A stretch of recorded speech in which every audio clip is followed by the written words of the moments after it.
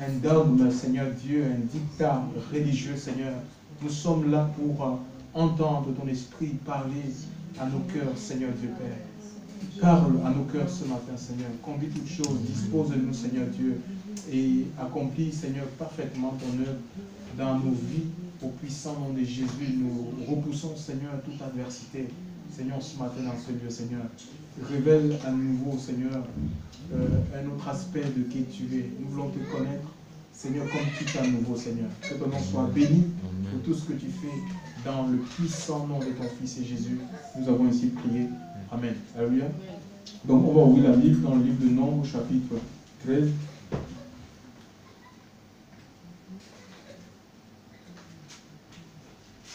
Verset 33. Nombre 13. Nombre 13, verset 31 à 33.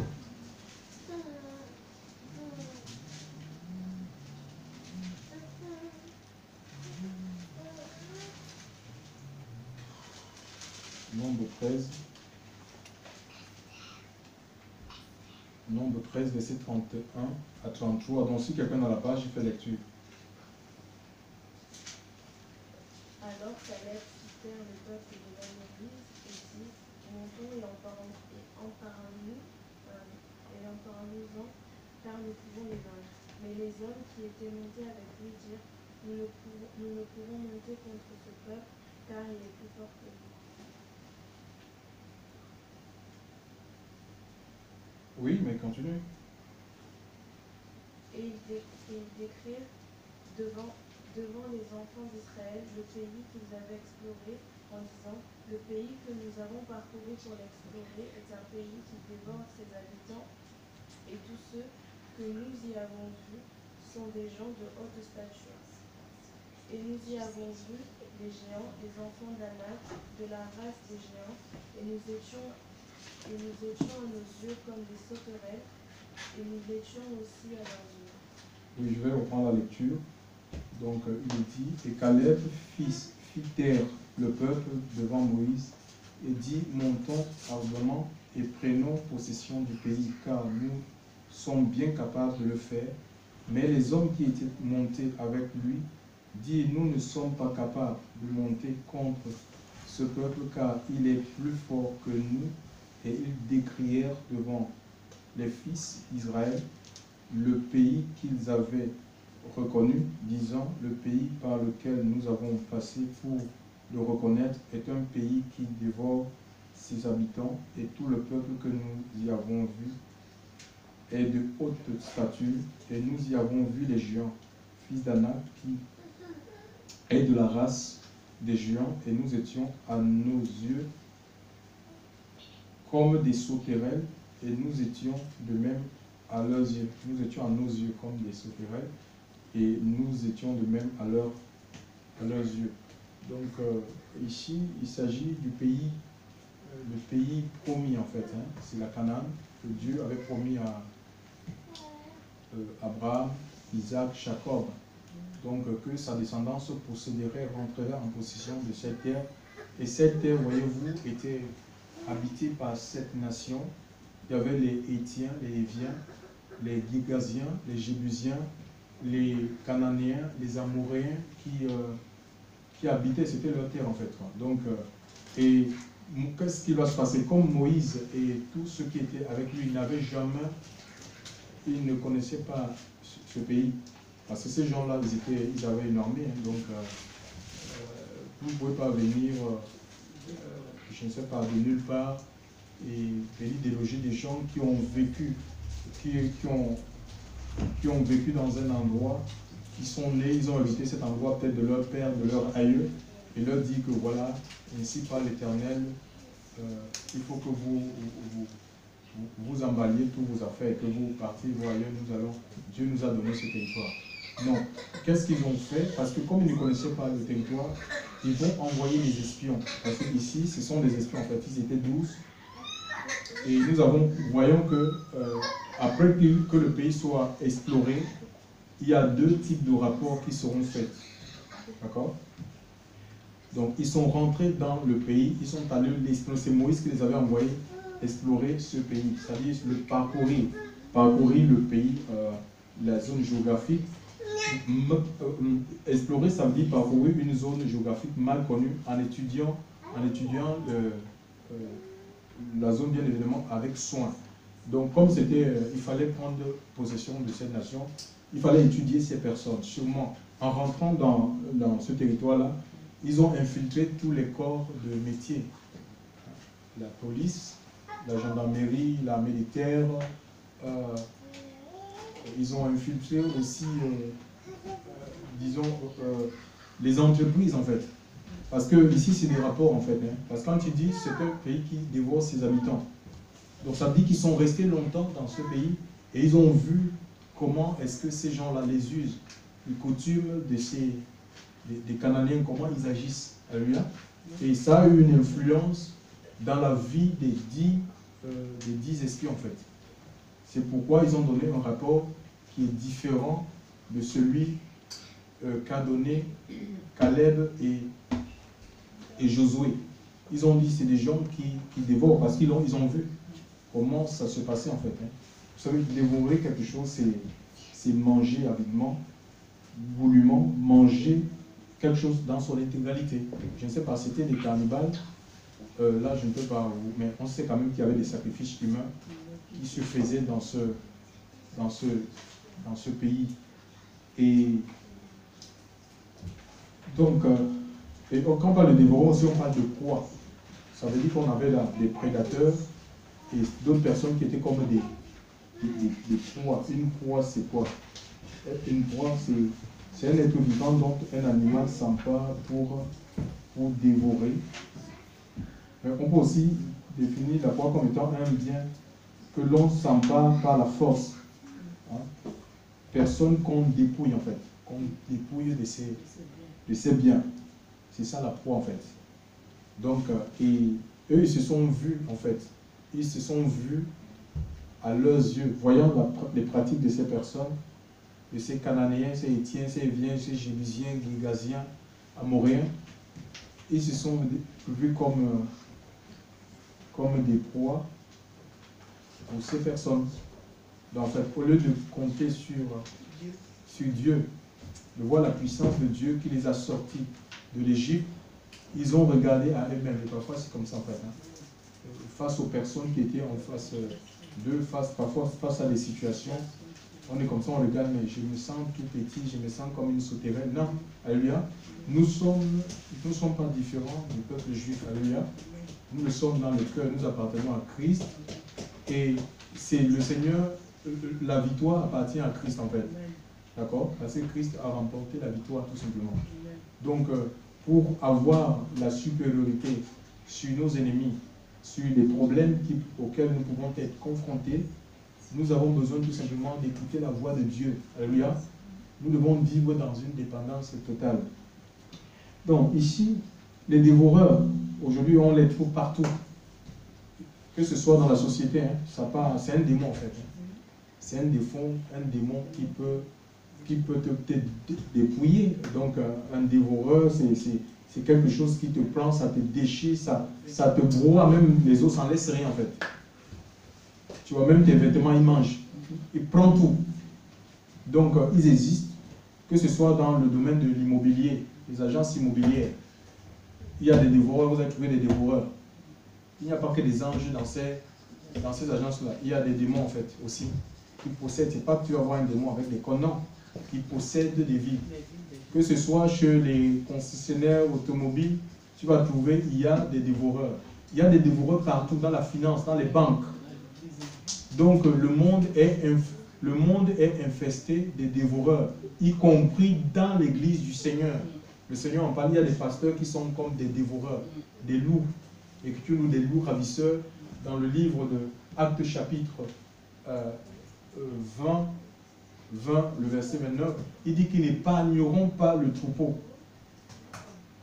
Ils existent. Donc c'est important de vivre dans une dépendance totale. Alléluia. Une dépendance totale.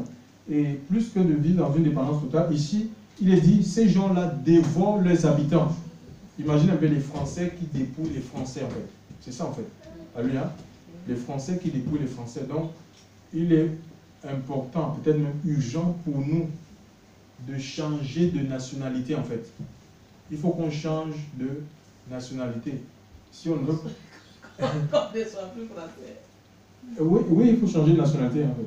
Parce que sinon, ben, si tu veux rester français, je vais pas fonctionner avec la mentalité, être dans la mentalité d'ici, te conformer à ce siècle.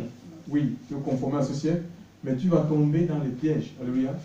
Tu vas tomber dans les pièges, tu vas te faire voir. L'apôtre Paul nous dit dans Philippiens 3:20, il faut lire Philippiens 3:20. Philippiens 3:20. Alléluia. Philippiens 3:20. Donc quelqu'un peut lire Philippiens 3:20.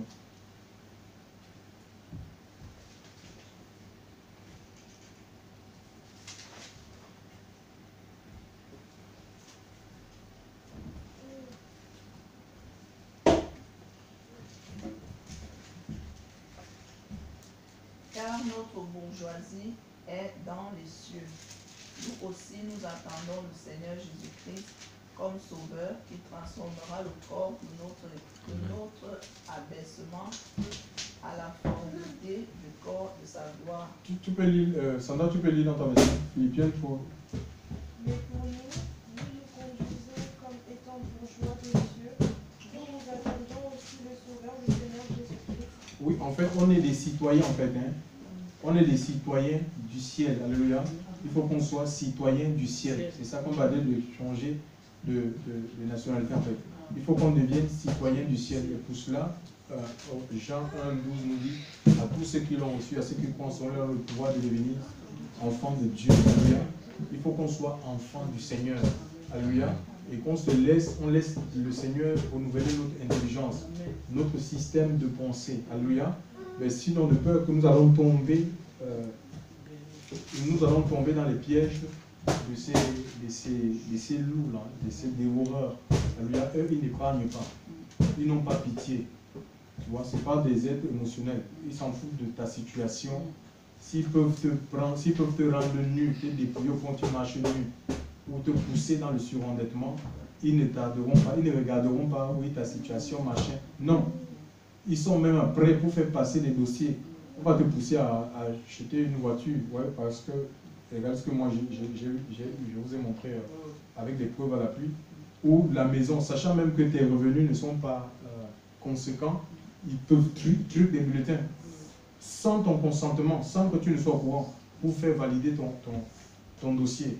Donc c'est pourquoi il faut consulter le Seigneur. Alléluia. Ça c'est important de consulter le Seigneur. Dieu n'est pas contre qu'on puisse acheter une voiture, Dieu n'est pas contre qu'on puisse acheter une maison, mais il faut son approbation en fait. Alléluia.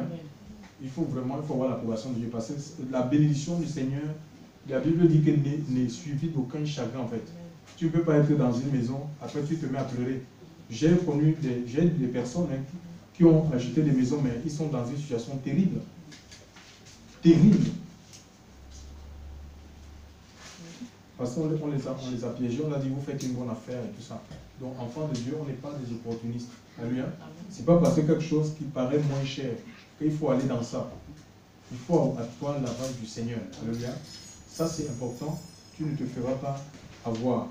Donc, je disais, ces Jébusiens ont la réputation de dévorer leurs habitants. Et le Seigneur aussi nous a mis en garde. Par exemple, quand nous lisons le livre de Marc chapitre 12. Marc chapitre 12, versets 38 à 40.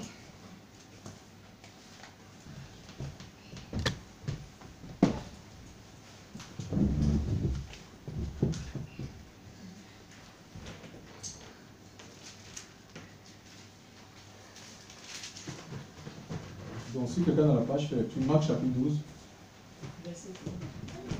Marc chapitre 12, versets 38 à 40.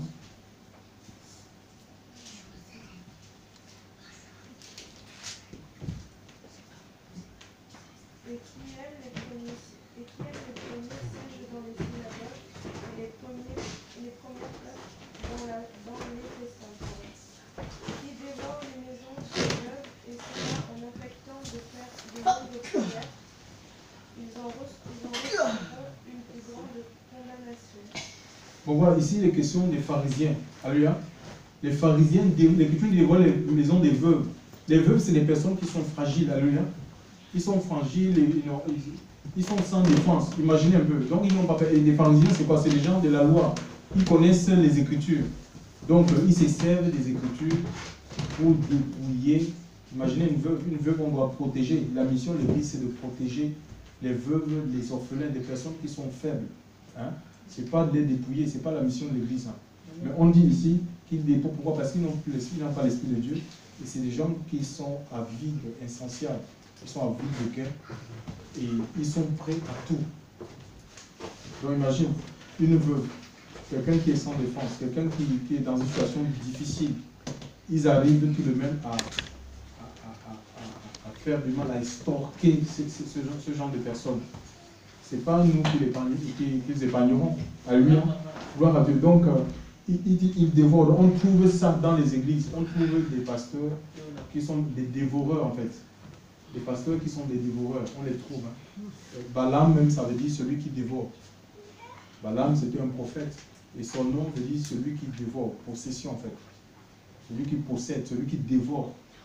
Donc, et le Seigneur, même si nous sommes dans cette situation, parce qu'il y a des gens qu'on a tout pris dans le monde, hein, que ce soit dans le monde, que ce soit dans les églises, si nous sommes dans cette situation, le Seigneur dit dans le livre de Joël, Joël 2, 25, quelqu'un peut lire?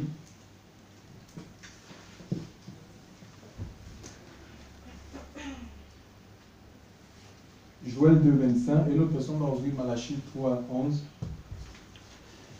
On va lire ça en crescendo.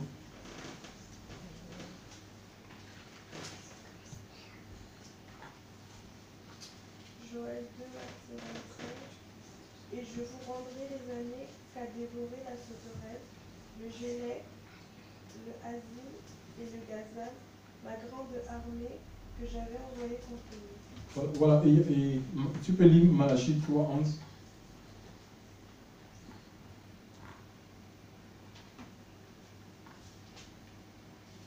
Donc on voit ici que même quand on est... Là, il est question, Dieu s'adresse à son peuple. Hein. Et quand le Seigneur livre son peuple, Dieu peut nous livrer si on n'obéit pas, en fait. Tu vois? Si on n'obéit pas, si on ne veut pas soumettre notre vie à lui, il peut nous livrer, en fait. Hein. Il peut nous livrer, même si tu as la connaissance de Christ, mais tu vis comme un minable. On a, par exemple, les Madianites qui s'étaient emparés des biens des Juifs dans un temps, parce que ce peuple avait abandonné Dieu pour servir les Baals et les Madianites pendant 7 ans. Pendant qu'ils s'aimaient, quand c'était le moment de récolter, les Madianites venaient avec leur grande armée, c'est eux qui venaient récolter tout. Et le peuple était dans une pauvreté extrême. C'est comme ça, c'est pareil, ça va changer, hein, parce que Dieu, les principes de Dieu ne changent pas. Donc, c'est la même chose. Si nous aussi, on veut adorer des idoles, ce qui n'est pas Dieu, hein, on est attaché à l'argent, on est attaché aux choses matérielles, des choses futures, des choses de ce monde, le Seigneur il va laisser faire, en fait.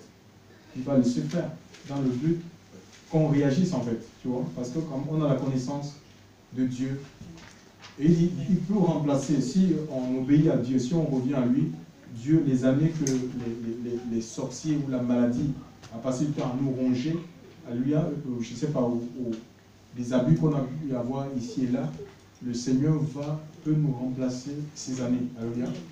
Donc il n'est jamais trop tard avec le Seigneur, il n'est jamais trop tard pour revenir à Dieu. C'est le cœur qui doit revenir à Dieu. Ce n'est pas mon corps physique. Parce que je peux être là présent et ne pas être Seigneur. C'est mon cœur qui doit revenir à Dieu. Et ce que les gens peuvent construire pendant 10 ans, Dieu peut te le donner dans un laps de temps, même pendant 1 an. Tu vois? C'est le Dieu tout-puissant, c'est le Dieu de miracle. S'il arrive à faire lever une nation en un jour, donc on ne peut pas le limiter, alléluia. On ne peut pas limiter l'action de Dieu. Malachie 3, 11.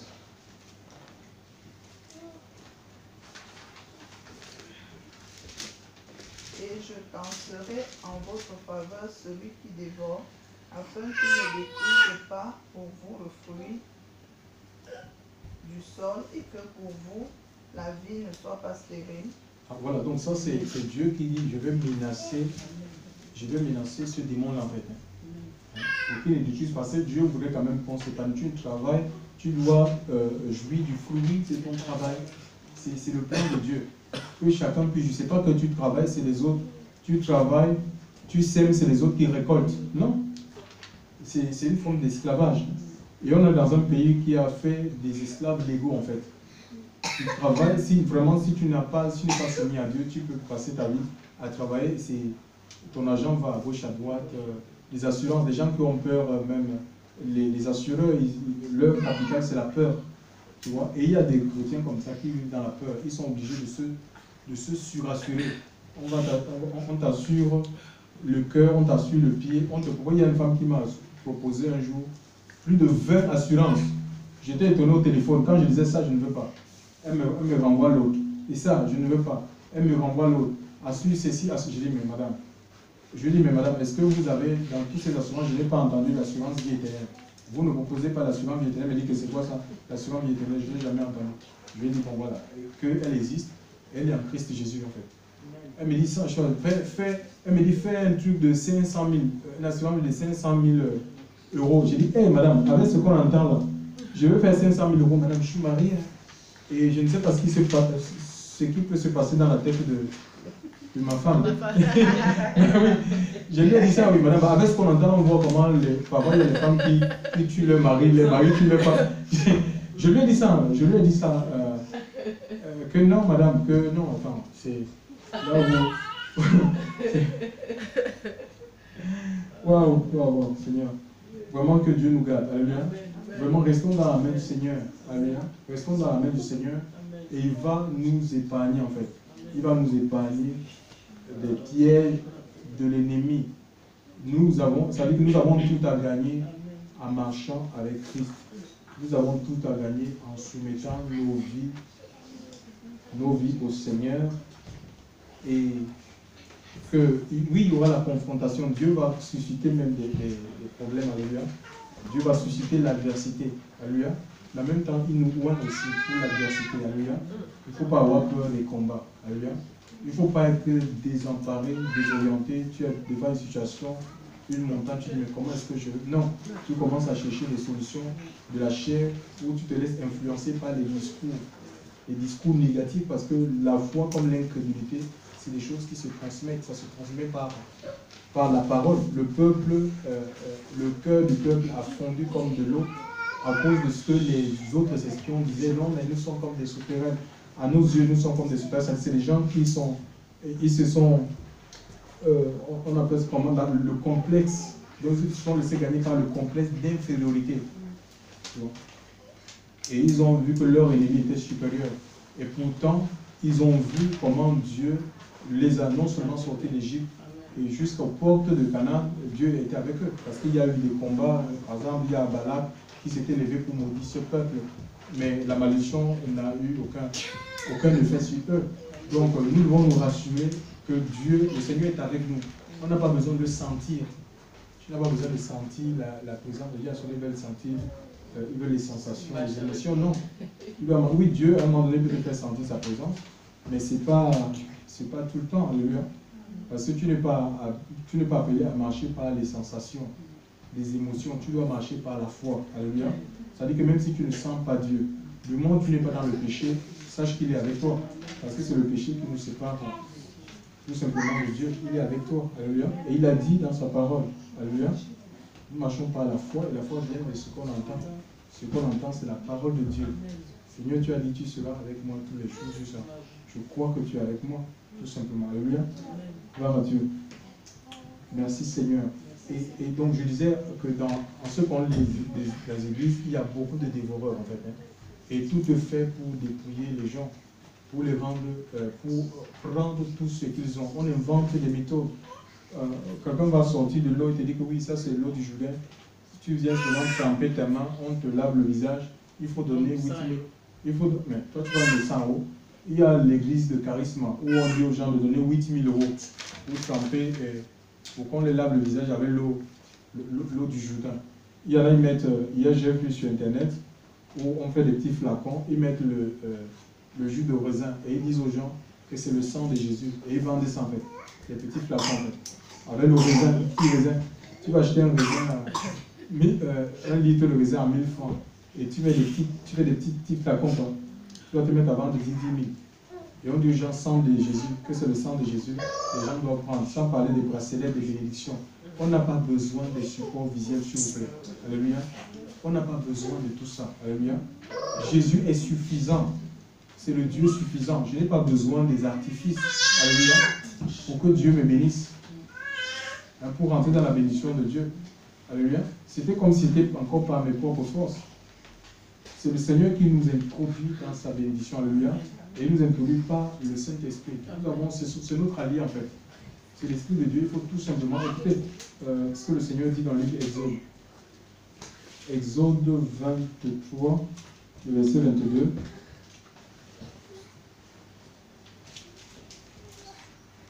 Exode 23, verset 22.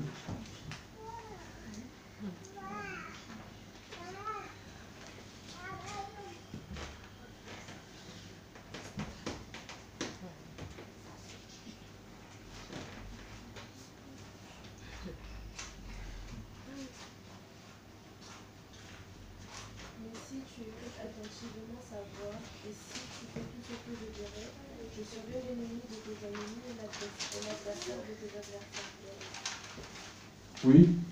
Car mon ange marchera devant toi et t'introduira au pays des Amoréens, des Élyciens, des Phérésiens, des Cananéens.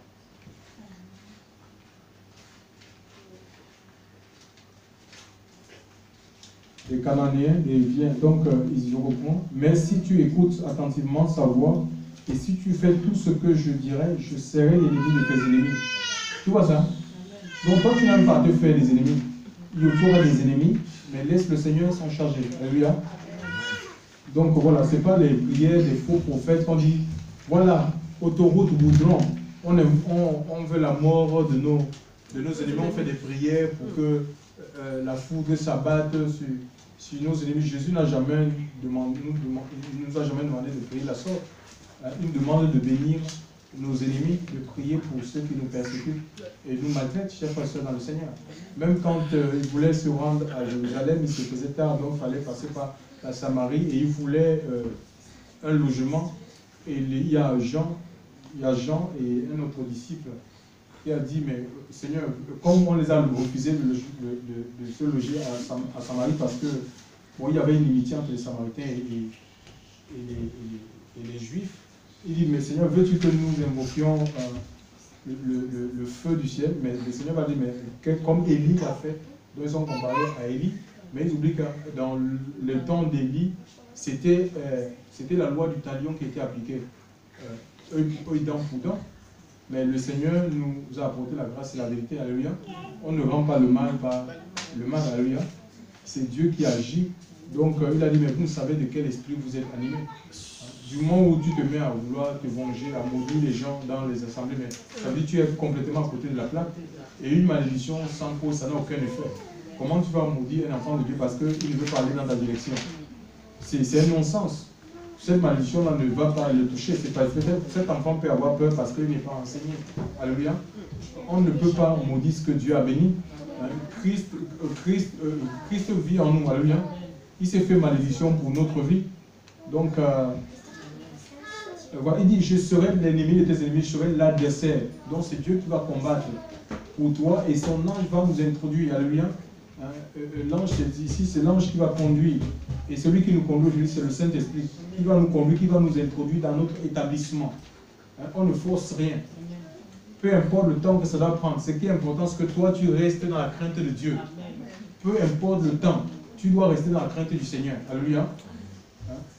Les choses de Dieu, c'est des choses qui se font naturellement. Il faut tout simplement qu'on obéisse.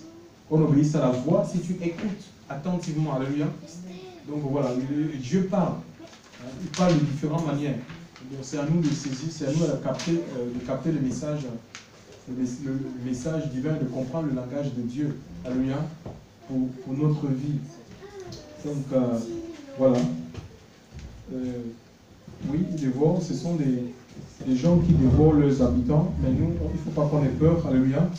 Ils ne nous dévoreront pas. Donc voilà, si on reste dans le Seigneur, si on reste dans la présence de Dieu, si on vit selon les principes du royaume des cieux. Vous savez, les enfants qui tombent dans ces pièges-là, c'est les gens qu'on va essayer de nourrir l'orgueil, la fierté en fait. On va dire, mais t'es une grande femme, t'es un grand monsieur, imaginez le Dieu au sortir. Regardez ce que j'ai eu. La soeur Clarisse était malade. Regardez, je suis allé, je devais passer le contrôle technique pour ma voiture. Hein. Donc voilà, je suis allé passer le contrôle technique. Et voilà le rapport du contrôle technique. Donc ça m'exigeait une contre-visite. Il fallait que je passe la contre-visite avec la voiture. Parce qu'il y avait, on a trouvé des défaillances. Et parmi ces défaillances, c'est des réglages en fait. La plupart, c'est des réglages qu'il fallait faire dans la voiture. Et cette voiture-là, je l'ai il y a 2 ans. Je l'ai achetée à Kia. Donc, qu'est-ce qui se passe? Avant même d'aller au contrôle technique, comme j'avais un voyant du compartiment moteur qui s'allumait, qui clignotait orange, j'ai fait baliser cette voiture dans 2 garages différents.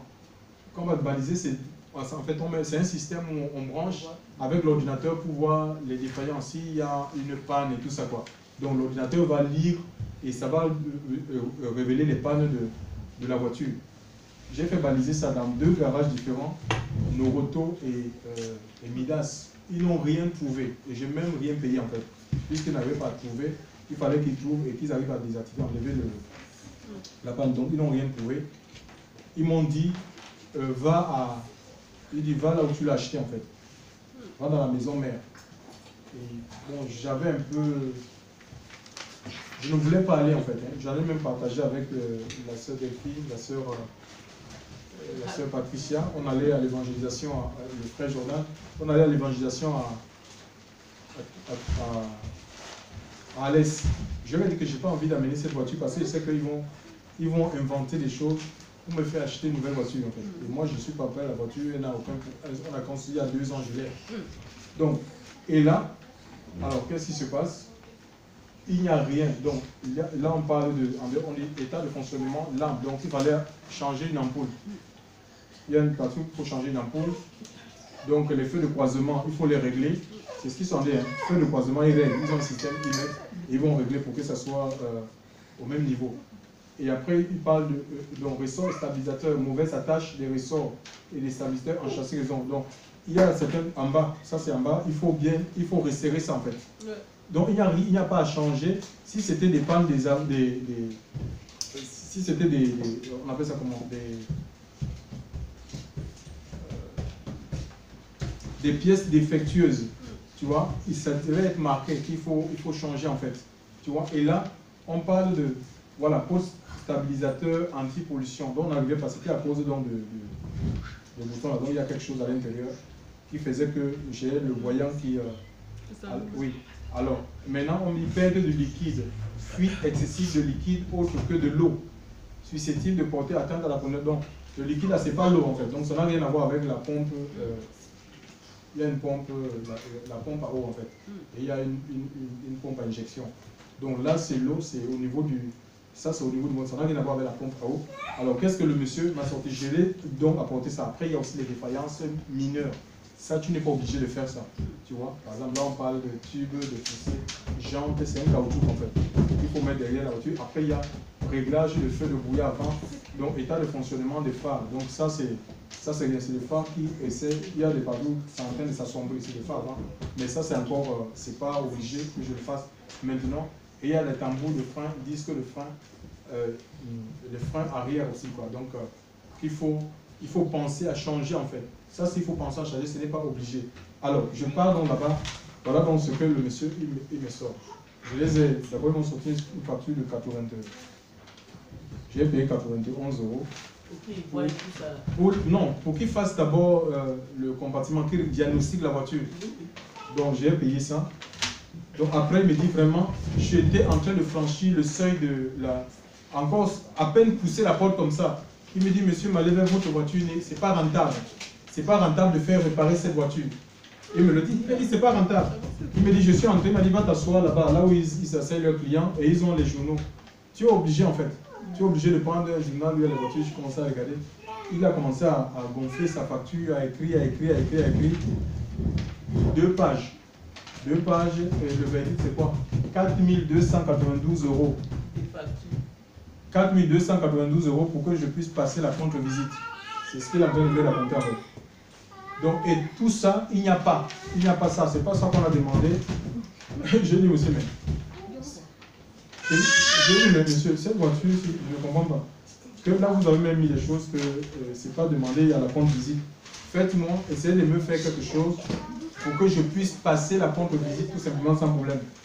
Donc, c'est de passer de 4292 €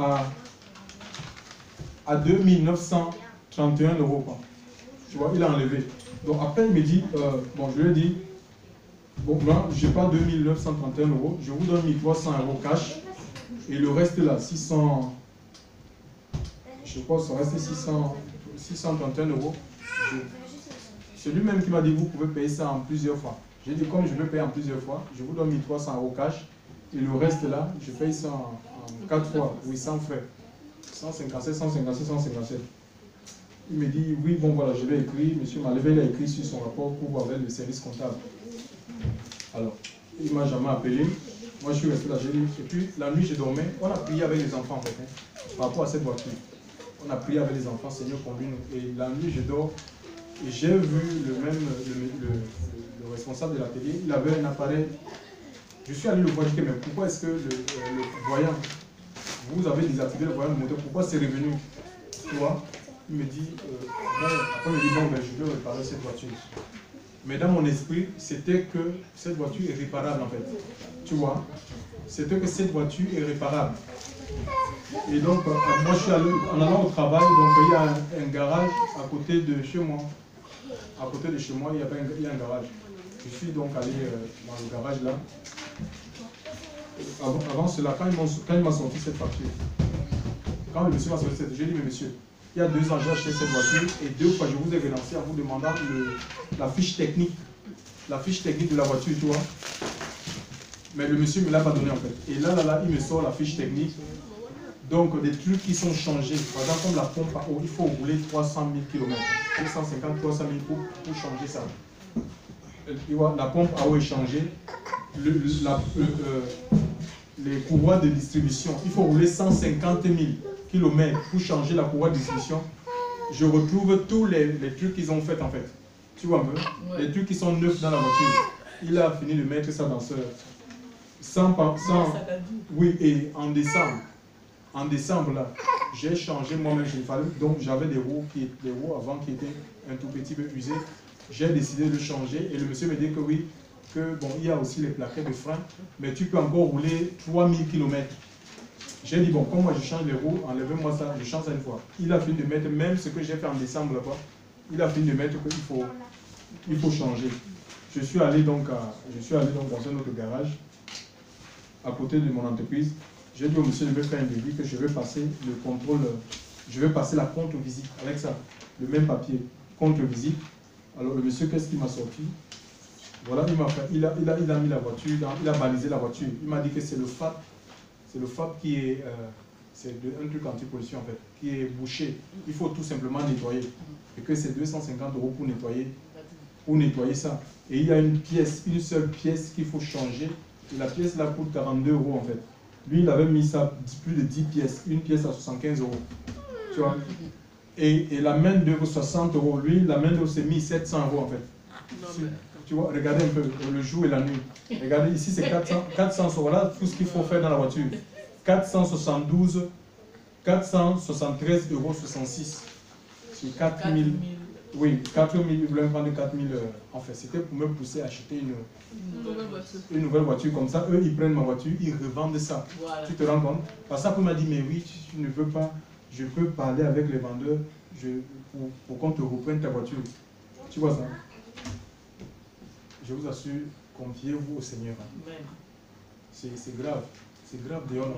Confiez-vous au Seigneur. Comme ça, toi, tu es comme un esclave, tu travailles pour eux en fait. Voilà, ça donc, c'est un piège que le Seigneur nous a évité et je vais le bénir ce matin. Vraiment, je vais le louer. Et je lui demande de lui donner la force de rester attaché à lui. Parce que le monde est très méchant. Il y a beaucoup de méchanceté. Il y en a ceux qui aiment voir les autres souffrir. Que Dieu nous garde. Voilà, ça c'est mon témoignage ce matin. Je dis merci Seigneur. Merci Seigneur pour tout ce qu'il fait. Donc c'est vrai, c'est difficile, c'est pas évident, alléluia. Nous serons confrontés à des combats, mais il ne faut pas avoir peur. Parfois ces combats sont suscités parce que moi je n'avais jamais imaginé que il y a de telles pratiques en fait. Tu vois? Pour moi c'est comme une révélation. Donc, et je vois que c'est le Seigneur qui a révélé ces ténèbres pour que ce matin je puisse vous en parler. Et si un jour vous avez une voiture, n'allez jamais dans les garages où on vend les voitures. Quoi. Allez dans les garages où le Seigneur, tous les gens là ils font. Et même faites faire plusieurs devis en fait. Faites faire plusieurs devis. Que le Seigneur nous bénisse ce matin. On va prier Dieu. Vraiment qu'il nous donne la force, qu'il nous donne